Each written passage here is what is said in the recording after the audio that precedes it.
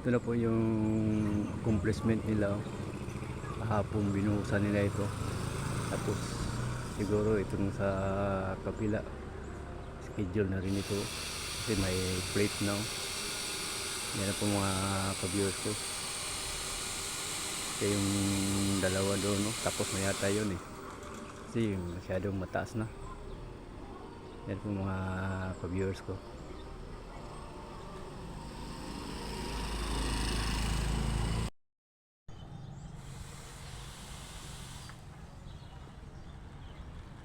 Yan po mga ka-viewers ko. Yan po yung trabaho nila ngayon, no?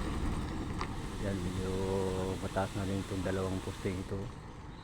At saka dito mga ka-viewers ko, dyan sa may daanan, may post din rin yan. Yan po mga ka-viewers ko. Yan, gisaminto na nila itong daanan ito. Ito po. Yan, makikita natin dito.